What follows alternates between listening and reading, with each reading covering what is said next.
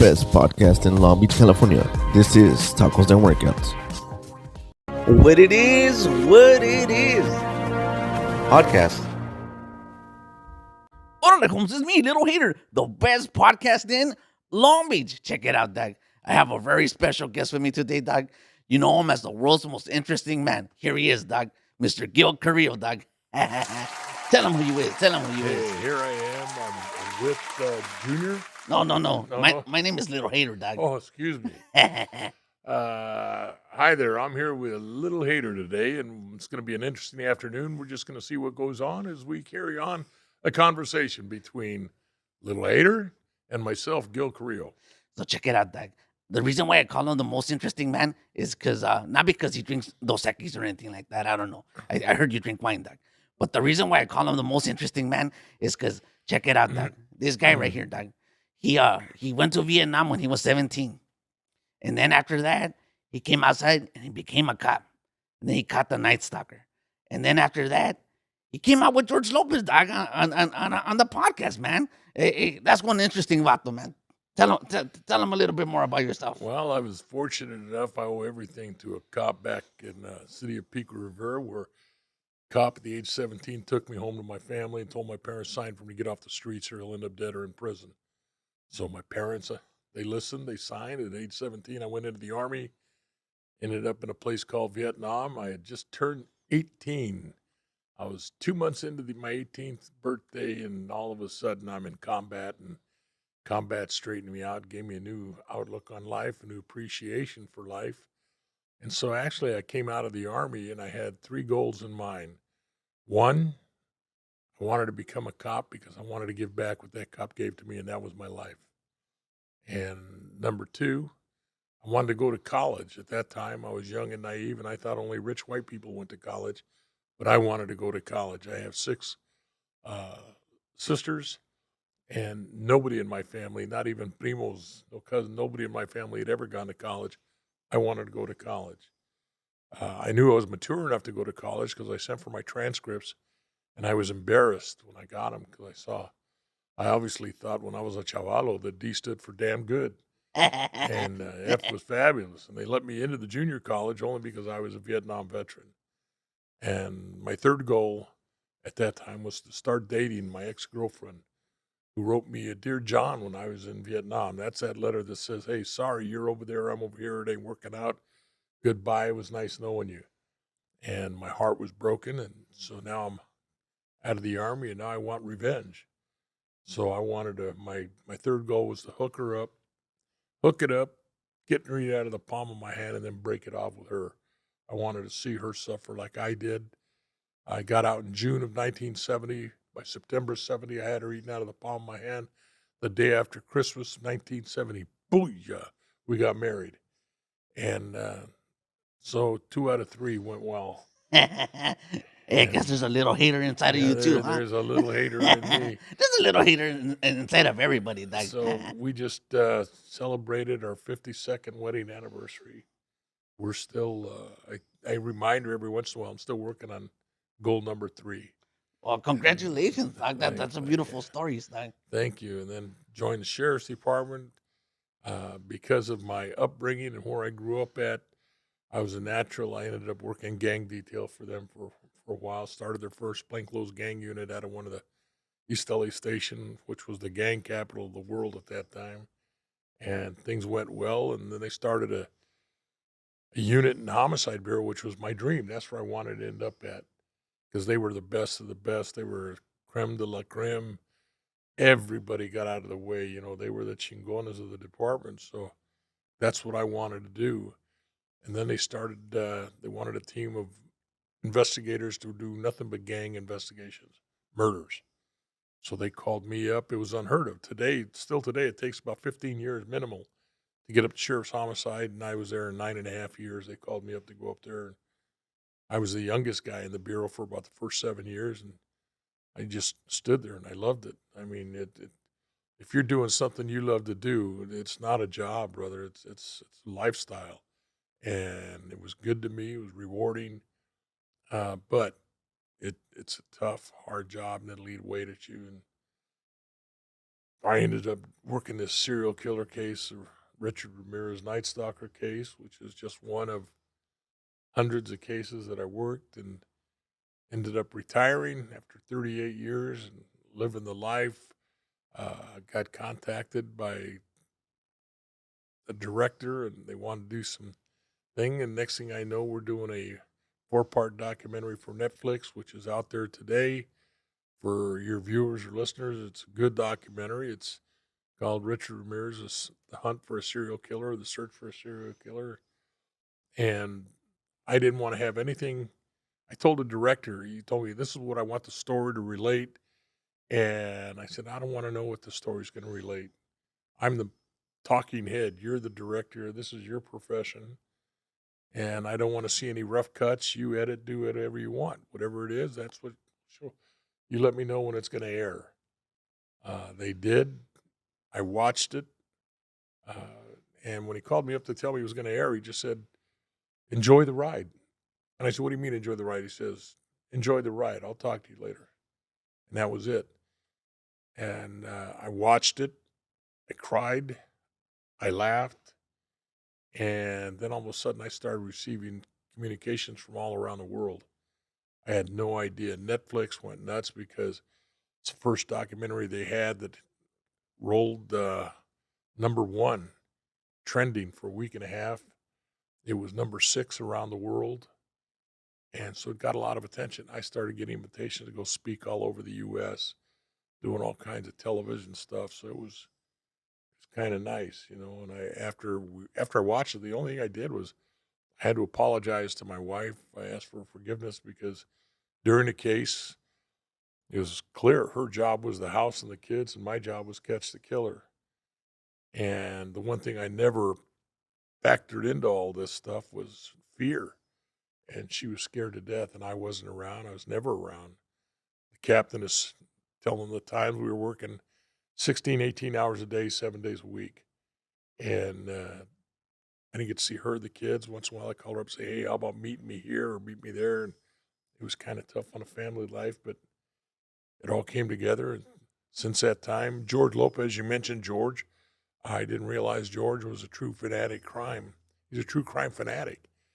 And he watches all that stuff. And next thing I know, an old friend of mine calls me up and says, Gil, George, I just heard on the radio, George Lopez saying, anybody know Gil Carillo? Have him give me a call. Here's the number. So I did.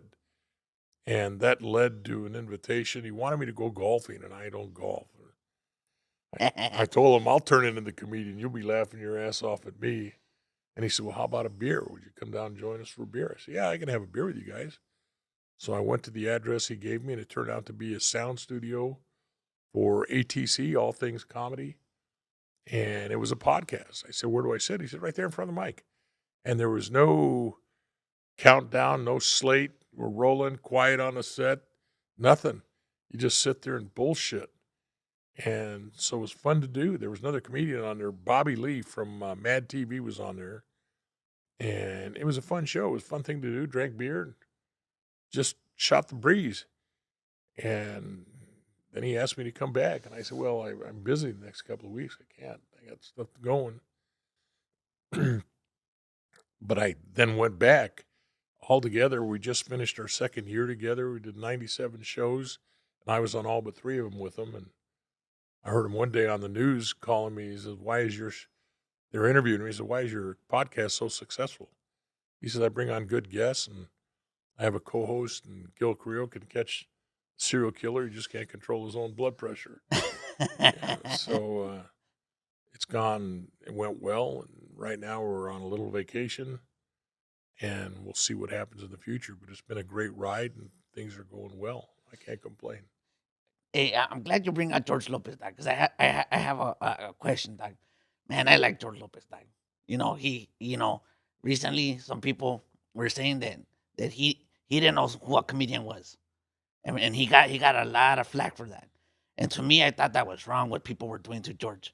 I'm asking myself, what do they want from this guy, dog? He make you laugh like all these years, and now you're turning on him. Hey, people ask me all the time if I know who somebody is, and if I don't know him, it just means I don't know him, dog. And I don't understand why so many people turned on him, dog. I don't think he did anything wrong, dog. I was there, the show that you're talking about. I'm on the podcast with him, and the comedian that he spoke about, I remember his name is Ralph. I don't even remember his last name. And he started telling the comedian that was on our show, Steve, maybe Steve Trevino. Yeah, Trevino, yeah. Steve Trevino. And Steve kept bringing this guy's name up. And finally, George said, "Why do you keep bringing his name up?" He says, "Well, he's a young Latino comedian. You know, we ought to do everything we can for all the young Latinos out there." And George says, "No, you're on here. I'm promoting you. This is for you, Yeah. not promoting." And that's where it went down. It went south from there. And George didn't think it was a good idea. And this guy thought it was. Well, next thing you know, social media is blowing up over the fact that George is not helping other Mexican comedians, and that's what he's there for. He forgot where he came from. And I said immediately, I never would jump in on any of it because all you do is give them more fuel for their fire. Yeah. So I just let it ride. They weren't saying anything about me.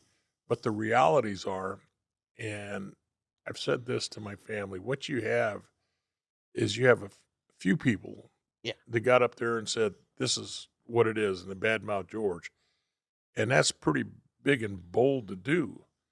A man that's successful to go ahead and take him on for the reason you're taking him on.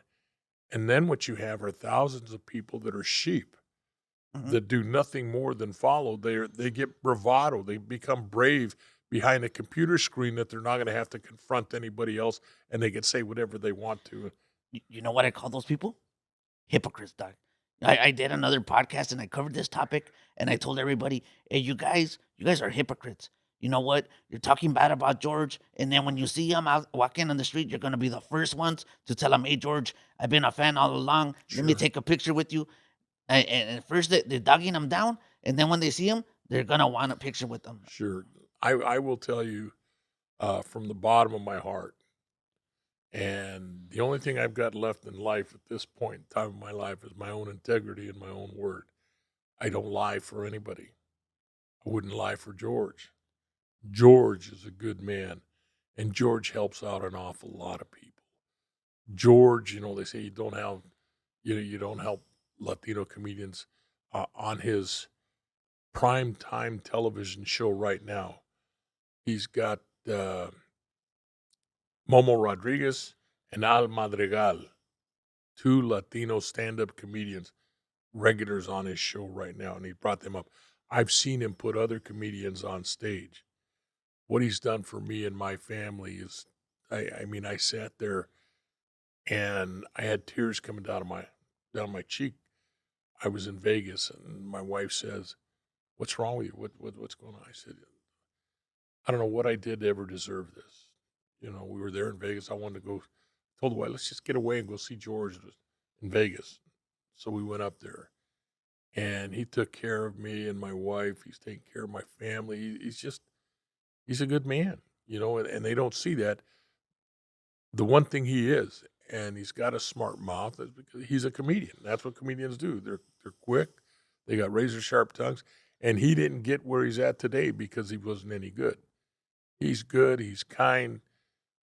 He's my friend, and I wish him nothing but the best. I'd do anything I could to support him or any cause he's got. He's got his own foundation for kids, for kidneys. And some of these people that were writing stuff on the internet, they started not only attacking him, they started attacking his family, and it was ugly. And I just, George is human. Now, I don't know if George reads all this stuff, but George's handlers, people that they're the ones that are reading all this stuff, and they got to be advising him something. And George did call up and apologize to the guy. And I remember years ago, a comedian called me up, Jeff Garcia. I love the guy, good comedian. And I was at a comedy show, and this guy ripped me a new ass. I was right in the front row, just ripped me a new ass. And next morning, called me up, and he says, "Hey, I just want to know. I want to apologize. I didn't realize we." He didn't know who you were. No. Jeff does that. And- He does that. And he says, "I'm so sorry." I said, "No, don't apologize." I said, "If you listen to your stuff, nobody was laughing louder than I was." You're a comedian. You're funny. You did it. It was a great show. But the comedian that was hosting it told him, hey, you fucked up. Don't do that stuff.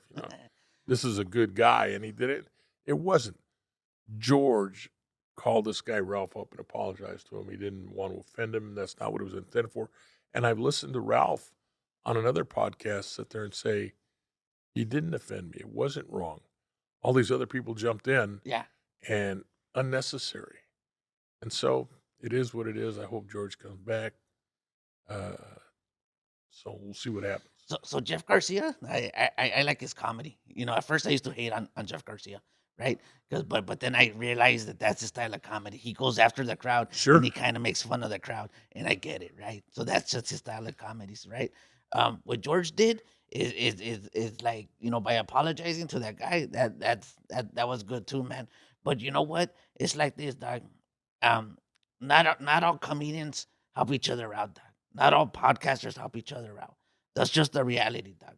And we're trying to do a business sometimes. I'm trying to grow my comedies. This guy's trying to grow his podcast. Sometimes we can't help each other out, not because we don't want to. It's because we can't. It's like I'm too busy trying to write my jokes. I'm too busy trying to line up my guests for my podcast. Then I have to go audition for this TV show. I can't help everybody else sometimes. And you know what, dog? It would be nice if it could happen, but sometimes it just doesn't, dog. That's why it's nice being in a position like myself. I don't have a podcast. I don't do anything. I just go on as a guest and do whatever they want. It's much easier. And I think you were right. It was like about two podcasters, maybe another podcaster that looked at an opportunity to turn the people against them, and like they said, they just jumped on them and they were talking bad about them, dogs. He's still selling out stand-up comedy shows, and he's got a primetime Channel 4 on Friday nights, Lopez versus Lopez television show. He's doing good. He's a good man. He's the man, dog. He is. He's the living legend. And he's a good man. My family loves him. My wife, my kids, they all love him, and I love him. Hey, Doug, can I ask you a question? And I got that sissy to tell me he loved me too. Oh yeah, you guys work well together, Doug. Yeah, I see that carnalismo, brotherly love in you guys. Yes. Hey, can I ask you a question? Sure. You like tacos? I love tacos. You had me at tacos, brother. Me and tacos were made for each other. What's the best way to eat a taco? There is no better way. You put it in your hand and get it in your mouth. And if you drop any, use your fingers to pick it up. You don't use a fork or a spoon. From behind. Good one. How many podcasters does it take to screw in a light bulb? I give how many? Podcasters don't know how to screw in light bulbs. They just know how to screw each other. That's for sure. Why don't Jeffrey Dahmer like chicken fingers? I give. Why? Because he prefers people fingers. Uh, Oh, hey, that's within your alley, dog. Dog. All right, dog. Look, it's been fun having you on the show. I gotta take off, but my co-host is gonna come and he's gonna finish the interview, dog. Sounds good. I'll be here. Okay, dog. I ain't going anywhere. We're gonna take a short little break. We'll be right back. Thank you for watching the best podcast in Long Beach. Believe it or not, we're not monetized. That's right. So we make no money from YouTube at all whatsoever. If you want to continue watching these awesome episodes that I produce here, do us a huge favor. Show your gratitude by sending us a little something on our Cash App or on our Venmo. And we appreciate it. Believe me, it goes a long way. Thank you so much. All right, and here we are back again. Thank you, Little Hater, for the first part of the interview, and we'll be filling in for the rest of the interview. Gil, nice to meet you. Nice to have you on the Tacos and Workouts podcast. The pleasure's all mine. I'm glad you took over for Little Hater because he is a little hater. He is. He's got a little attitude going with him. It's nothing but love, I'm sure. But listen, now that we have you on the show, I got you your very own Tacos and Workouts t-shirt.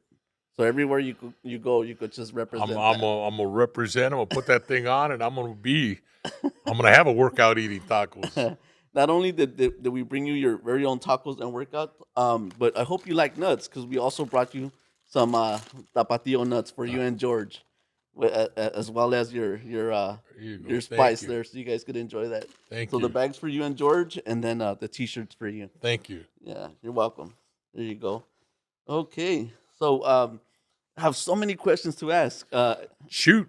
I think Little Hater said it best.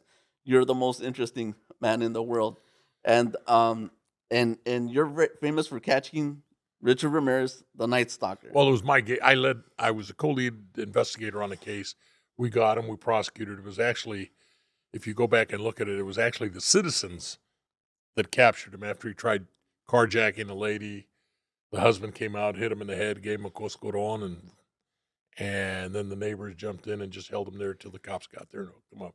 Yeah, I mean, my people in East LA. Shout out to everybody in East LA. I love you guys out there. You know, I'm from East LA myself. You know, they definitely helped capture them, but you know, they wouldn't have been able to do that without your detective work. Well, thank you. Figuring out the shoe size, the Avia shoe, and all that great information. You know, keeping that vital information away from the press, not to release that. It was a lot of hard work, and It was. seeing that documentary, man, certain things in that documentary when that reporter was trying to give out that information for a scoop, I was like, lady, what are you doing? Right? Um, Laurel Erickson and I turned out to be good friends. We're still friends today. Talking to Paul Skolnick, who was also in the documentary, that was her producer at the time. He says, Gil, you know, she never would have really given it up. oh, really? Yeah, that's what he said. He said, she never would have really given it up. And I said, well, I'm glad she didn't. She's, at that time, in the heat of battle, I wanted to hook her up for extortion. But You know what? When I was watching it, I right before you even said, I go, that's extortion, and then Yeah. you said it, and I was like, I was right. yeah, So- I wanted to hook her up, but Captain said no, and we didn't. And as it turned out, she turned out to be an asset, and she turned out to be a good friend. Well, listen, when the Richard Ramirez case was going on, I was about 5 years old, right, in East LA, and by the time I heard about Richard Ramirez to the time they caught him, it was like about 2 weeks, right? But during that time, like my mom, the vecinas, the neighbors, they were just talking about this crazy man who was, putting up Satanistic pentagrams, killing women, doing all these horrible things that he sneaked in through the window. And they said, and he's right here in East LA. Did he actually commit any actual crimes in East LA? No, Okay. no, he knew better than to go into any barrios. He was running at that time. That's how he ended up in East LA. Okay. He got ID'd on a bus and then did running, jumping fences. He knew better than to go into the barrio. He didn't. Yeah, and then Not only that, they didn't have the property, that what he called the booty, that the stuff he's stealing. They had better property in other neighborhoods than they did in the barrio. Okay. Yeah. And then I remember that when I heard about this, I was 5 years old, so I was like, okay, well, I'm fine. I don't think he's gonna mess with me. And then here later on, I started to hear that that he was kidnapping children, and then I was 5 and I was worried, right? And then we started calling him El Cucuy, which is like the boogeyman, right? And it was like, So they used to call me out on the streets as a cop. I was the Cucuy, huh. and my partner was Green Eye. The team was Green Eyes and the Cucuy. But why would they call you El Cucuy? I got the nickname on a call one night. There's a rookie cop that had to go around a building and on a prowler call, and it was an apartment house. So he went around one side, and his partner stood back, and I went around the other side, so we'd meet. And I told my partner, his partner, I said, "Watch this," and I jumped in the bushes. And when he came walking around, I jumped out and I screamed and I grabbed his hands because I knew his hands. I knew he'd go for a gun. So I jumped up and screamed, and he screamed, and then we got the good laugh. And he says, "God damn, I thought the Cucuy had jumped out after me," meaning the boogeyman. Yeah. And that name kind of stuck with me. And the cops started calling me Cucuy, and pretty soon the gangsters heard him calling me Cucuy. So everybody was calling me Cucuy at the time. Wow, that's a crazy story. One thing that a lot of people don't realize is that police officers, right, really enjoy comedy, right? Yo, It's nothing but laughs within the it's a department. relief. When they gotta work, they gotta work. But Yes. when it's time to be serious, they like to crack jokes and be happy, man. Because you guys live one of the most stressful jobs in the world, because you're out there every day putting your life on the line. You don't know when something bad could happen. Sure. It could happen in a traffic stop, or it could happen while you're going out to save somebody or help somebody in a domestic violence situation. Yeah, it's So just thank you for all your hard work and your dedication, you're very welcome. and the things you did for Los Angeles. And not only do I thank you, but I'm sure all of Los Angeles Well, thanks you. thank you. It's very rewarding today. It's very gratifying. It was a very gratifying job at the time. And you just don't think of all the negative stuff. You just constantly stay alert, try to stay alert, and try to be prepared to handle anything that comes your way. And when it's serious stuff, when it gets hot, then you just have to remember not to panic, because if you panic, somebody gets hurt, and you stay calm. So you're trained, and hopefully they give you sufficient training. And things are different today than they were when I was there. Everybody's got cameras with them now, and everybody wants to stand up and fight. It was a little easier, I think, for me at the time. Yeah, the times are not getting any easier now with whatever's going on in these newer generations. But I wanted to, since we were talking a little bit about like children, right? So when they said that Richard Ramirez was kidnapping children, that's something I had forgotten about until I watched the Night Stalker, and I was surprised to find out how many. I think it was what 13, 14 children that he kind of like kidnapped. No, we had probably 5 or 6, Okay. and that was it. There was a couple of attempts that he didn't get to that we didn't count, but there were only 5 or 6 of them that we actually were going to file against him. And we did file against him for the kitty. We called them kitty counts. And then the one young female now, she's 42, 43 years old, who was in the documentary. She was 6 years old at the time. She was a beautiful little kid, strong witness, good little girl. We went down her house to interview her. She was our best witness as a kid. And we went to interview her, and remember her mom bringing her out in the living room and saying, "Sweetheart, remember these gentlemen?" And she said yes. And then she jumped up on Mommy's lap and whispered something in Mommy's ear and started giggling, put her head down in embarrassment. And the mother said, "She wants you to know she remembers you," pointing to me. "She remembers you the best because you remind her of her teddy bear." And it was a macho-looking teddy bear I saw, all tatted down, buffed out. He was cool.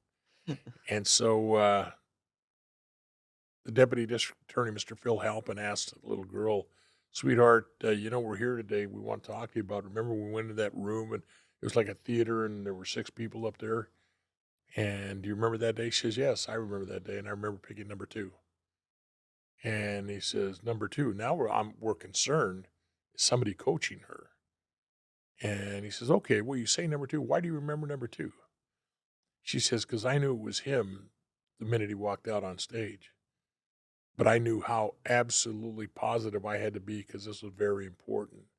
So that's why I walked up on stage to take a closer look.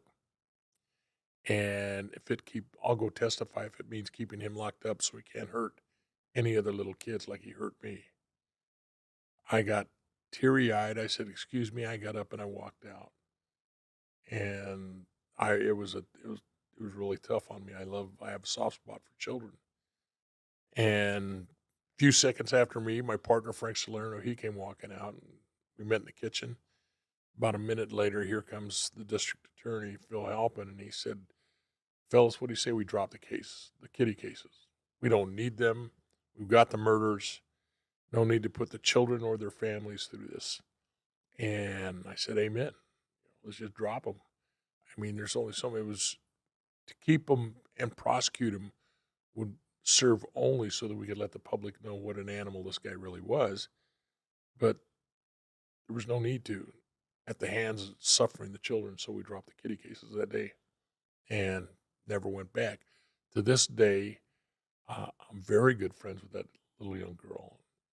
And she is married, children, both are very happily married, great jobs. Everything's going well for them. She's a great lady. Love her. Wow, that's a tough story to hear, and it, just hearing that, it's kind of like imagine all that trauma and stuff. It even hits me in my emotions. Um, One thing I heard about Richard Ramirez was that he was a very smelly guy. Was that true? Was he? because of No, his teeth? he wasn't smelly when we interviewed him. The day of his arrest, he didn't smell. I didn't get close enough to kiss him to see what his breath really was like. Yeah, Surviving victims told us that he had a pungent odor to him, yeah, that's what but I then heard. he's wearing the same clothes. Just imagine if you go into the boys' gym, the locker after the boys have had football practice, and all they do is they get their gym clothes and they stuff them in a locker. Well, pretty soon that locker gets musky. When you get those clothes out, by the end of they're musky. They smell terrible. Well, he was wearing the same clothes, we called it a killer outfit, his killer clothes. And they were dark clothing, black members only type jacket. And so his shoes, his pants, or everything was black. Well, they're full of blood and they dry, and he wasn't washing them, so he'd put them on to go out and kill. So anybody that came in contact with him, surviving victims, he stunk. Yeah.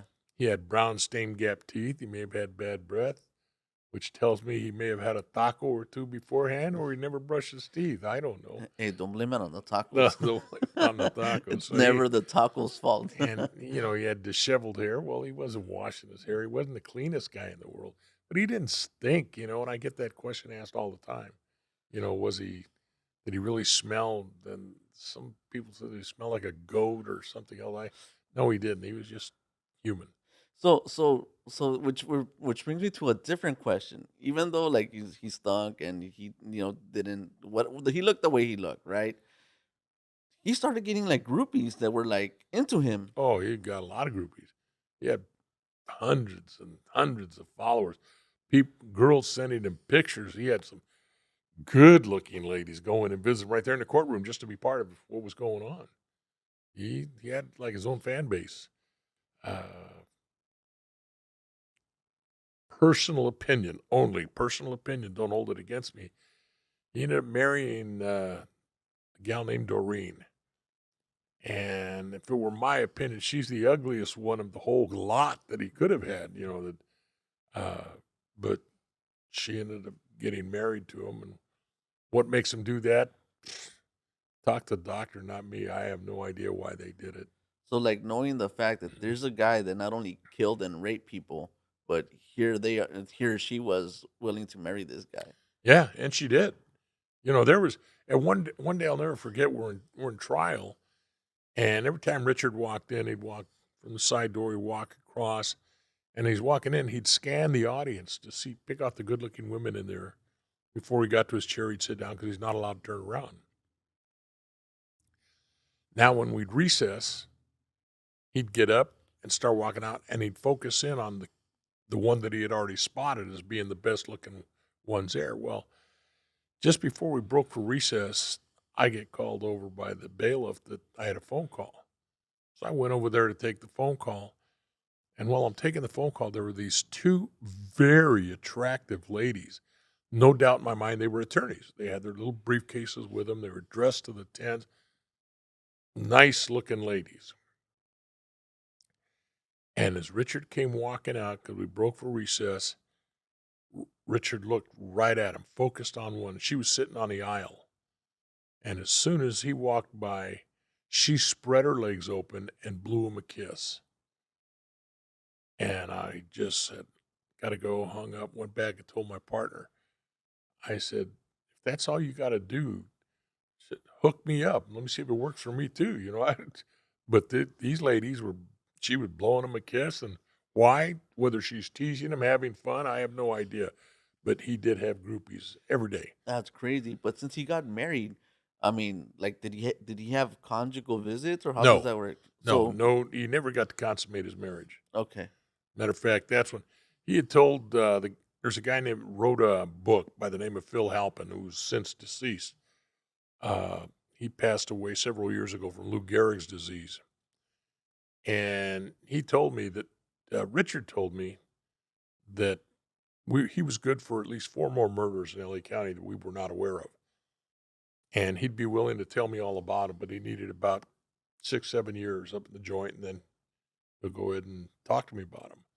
Well, we actually looked, without him knowing, we had actually looked at about 8 to 10 other murders.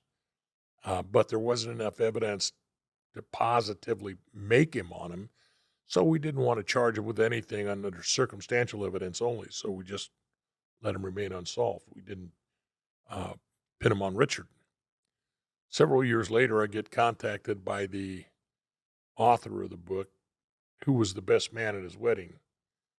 And ultimately, and he said, "Hey, Richard, ready to talk to you. He wants to talk to you." And I just said, "Well, tell him if he's ready to talk straight shit, not bullshit me, I'll go up there." Because to go up there and visit him would be like a trip to Disneyland for him. You know, he's in one man cell on death row, so this is a big time visit for him. And then they decided to get married. News media contacted me, and I told them I thought it was he wasn't in jail, he wasn't in prison for rehabilitation. He was in there for punishment, and he was sentenced to death. Why did the state of California owe him? It was a mockery of the criminal justice system, I thought. And it was also a mockery of the sacrament of marriage, because he was never going to be able to, there was not going to be any consummation of his marriage. And so word got back to Richard, and he sees the news, and so he no longer wanted to talk to me. He was pissed off. Oh, so that's why So- he ended the communication. Yeah. Because So- you spoke freely and he didn't appreciate. Yeah, he didn't like it, so he didn't want to talk. I don't, you know, I wish I could have talked to him again just to gain more knowledge, but didn't happen. I can't change it. Hands time. Yeah, so you bring some very good topics, and one of them is that I wanted to ask you is, why does it take so long when someone that's put on death row, you know, to actually be put away by the state? Well, what you have to understand is when anybody is sentenced to death, along with the death penalty goes an automatic appeal. So it's the appeals process that takes so long. And you appeal first to the local courts, and then his appeal was denied. And it takes time. There's so many people that are appealing. It takes time to get those appeal up. And then it goes to the Supreme Court. Supreme Court says no, grant. So then the defense has a right to more appeals. And it takes probably from beginning to end 25, 30 years before they'll firmly deny or grant his appeal. So I imagine that if there was a form to expedite that process, then they would be executing people a lot quicker. Well, in any other state, yes. But in the state of California with Governor Newsom, when he took over, these are the obstacles that the people of the state of California have to realize take place. The people of the state of California voted for the death penalty. They wanted it. They wanted it. Governor Newsom took over, and he says, "I know what you wanted, but as I'm governor, nobody will die. So what you want is irrelevant. I have a conscience, so nobody will die while he's governor." So it depends politically which way the wind is blowing. I think you're right. It has a lot to do with that, and it's sad because I could only say what I've heard through other people and their opinions, right? And I kind of feel the same way about it too. And keep in mind that these are just opinions, you know. And people are open to express those opinions. There's no right or wrong, but a lot of people have expressed that the sooner would be better to take away from these people to further, committing crimes within prison, hurting other people, and to alleviate all the cost involved in that the taxpayers have to pay. I look at it merely as I do my job, get him up there. What happens after I'm done with him, I can't worry about it. I voted for the death penalty. I remember during the trial here in Los Angeles, I was coming back from lunch into the courtroom, and we used to have high schools take field trips, college students go into the court. And so the Judge Michael Tynan, is standing in front of this group of kids, and he says, "Here comes one of the investigators now." He says, "Gil, what is your opinion on the death penalty?" And I looked at him like, why are you asking me that question? You're the judge. You're the trial judge. And I just said, are you serious? He said, yes. I said, okay, well, number one, I'm glad I'm not the executioner. I said, but number two, the death penalty doesn't deter, is not a deterrent from anybody to commit crime. Because murder, or somebody else commit murder, it's an irrational act followed by acts of rationality. You know, you're not supposed to do that, and then, oh, I did it, now I got to get away with it, and so you're rational again.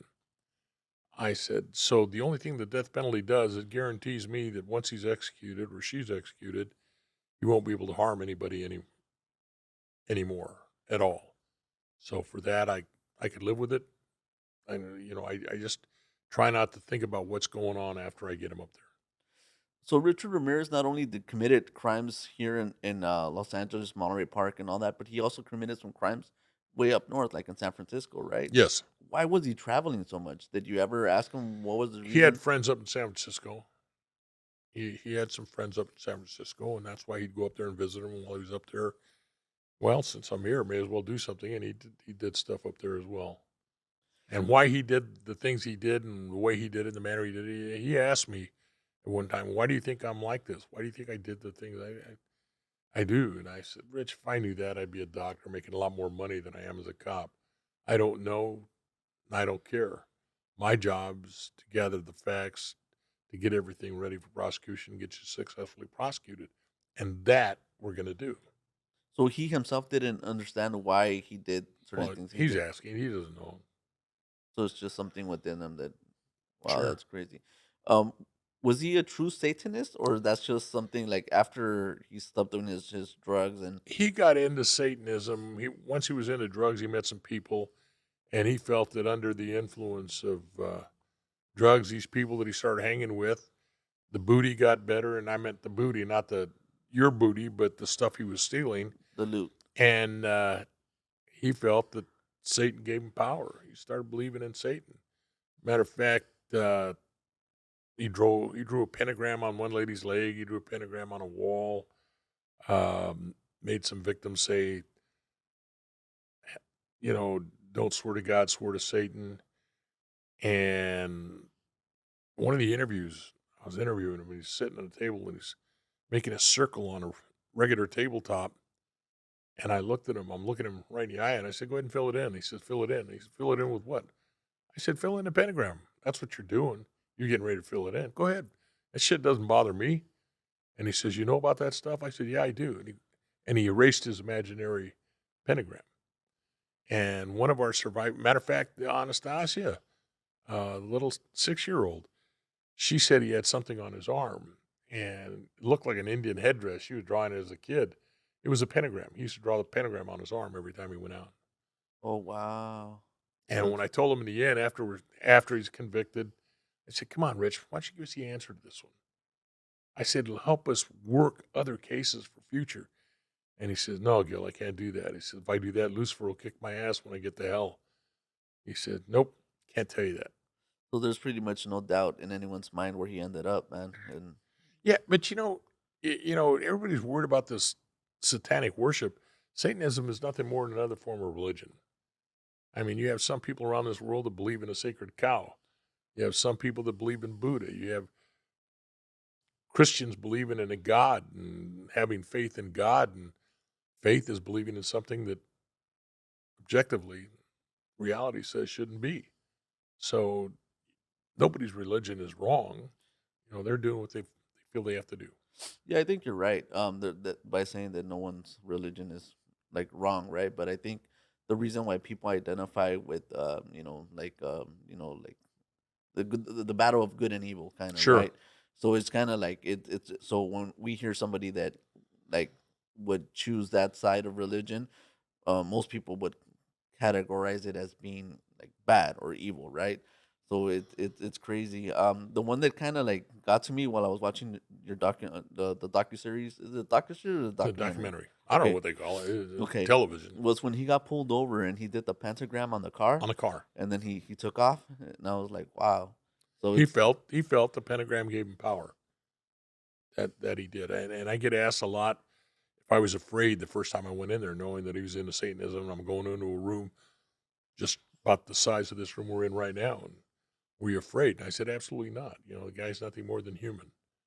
That's all he was, just another human.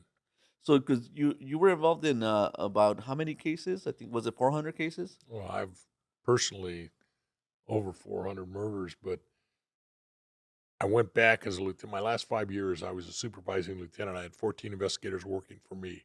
My name goes attached to every case I rolled out on, whether, you know, because I assisted. I didn't handle it, but I was an assist on it. So when you add up every case that my name's on somebody's report, there are probably between 600 and 800 cases. Wow. So dealing with Richard after you met with him so many times, he was just a regular person that did some really crazy and horrible acts on people. I Yeah. guess that's just the Just statistic, another murder. just another way of looking at it. And So, it didn't, I put no more effort into that case than I would a transient. Matter of fact, the next case I got after we finished the trial was a transient. wow. How did the Night Stalker case change your life? Oh, it I got a lot more respect after the Night Stalker case. And today it's paid off not only in respect, appreciation, but recognition. You know, the department never gave us, there were people that, you know, patrol guys that took some evidence out of the crime lab, code 3, you know, with red lights and siren for us, and other people that had little parts that got recognized by the county and they gave them awards and everything. We never got, my partner and myself never got anything from the county, never got a thank you from anybody higher than my captain, you know, and so it was just because we worked sheriff's homicide, we didn't do anything special. We just did what was expected of us and what we expected of ourselves. So it's the whole thing has changed my life, my kids, everything. Hopefully for the good. So now that you're retired, what's life like now for you? Yeah. I love being retired. I love being able to do what I want to do whenever I want to do it. I love being able to say whatever I want to say without having any repercussions from the department for using profanities, because this mouth can get some nasty stuff coming out of it. And it's been good. I've been almost as busy now as I was when I was working, doing podcasts, Zooms all over the place, lecturing all over the U.S. I think last year I was in Chicago, Miami, Seattle, Las Vegas, San Diego, Arizona, Carlsbad, just traveling around speaking. So, like in a weird way, even though you're retired, you really never stop working. You never really stop giving back to the community, interacting with Oh, people. you have to. It's amazing. I mean, I'm trying to work something out right now. I got a message from a kid, I shouldn't call him a kid, from a young man going to Bakersfield College. Bakersfield is about a 3-hour drive, asking me if there's any way that I could take the time to go be a guest speaker at his college. And I had to explain to the young man that I'd love to. I really would. I told the wife this morning, I said, I got to figure out a way to get up there. I want to go up there because some Latino kid, not because he's Latino, but this primarily Latino community, and this is a Latino kid, is asking for me to go up there because I'm their hero. And I explained to him, as much as I'd love to, that's a 3-hour drive for an old man. And if I go, I got to stay in a hotel, 2 nights. One, the night that I get there before I speak, and then after I speak, I'm not going to want to drive all the way home. I said, and then I'm taking away from my family. Yeah. And I got to pay for gas. So you talk to your professor. Colleges have money for speakers. You tell your professor to get in touch with me, and if they can find a little money to pay for my accommodations and a minuscule speaker's fee, just so I'm not having, I love doing this, but I don't want to put money out of my pocket, taking away from my family to go do it. Yeah. So anytime I can give back to the community, I will. I've spoken, I've lectured at colleges, UCLA, USC, to elementary school, speaking to kindergartners, reading bilingual books. It doesn't matter. If I can give back to the kids like life was given back to me, I will. So, Gil, like, everyone knows who you are now. Everybody, even with whether they realize it or not, what you contributed to everybody. But how would you want to be remembered? As a man of integrity, just a man that didn't lie. Go down as a man of integrity. All I ever wanted to do was leave a legacy for my grandchildren. They've now got that. This documentary that went out, they've never seen it because they're 6 and 11. My daughter doesn't want them to see it yet, but they'll see it. But they've seen me on TV on other shows and stuff, and it made me laugh. A couple of weeks ago, my 6-year-old was with my wife. They were at the market, and when she's checking out, he says, "Hey, Nana, did you tell the lady that Papa's a famous guy?" Yeah, so it just changed, and they've been with when people have come up and just want to take a photograph, say thank you, or ask for an autograph. It's all appreciated, and I don't deter anybody from doing it. Some people are embarrassed, come here, just come say hi. I'm no different. I am no better than anybody out on those streets. I'm just, as they'd say, I'm just gente. I'm just an ordinary, average guy. Oh, that's awesome. Well, I want to thank you for your time. I value time tremendously. I think that the number one thing you can give somebody is your time, and I want to thank you for giving me your time and being on the best podcast in Long Beach, California. Well, thank you. It's my pleasure, and thank you for the invitation. Thank you for having me on your show. Say hello to everybody out in what's what's called All Things Comedy. All Things Comedy. Say hello ATC. to George for us. Enjoy your tapatio nuts and everything, and we hope to have you sometime back on the show whenever you want. Whenever I'd love to come back and just tell a little hater I said Kilbo. I'll let him know. Maybe he'll invite you to one of his comedy shows. All right, sounds good. All right, thank you so much, Gil. All right, and with that said, guys, we'll catch you guys next time.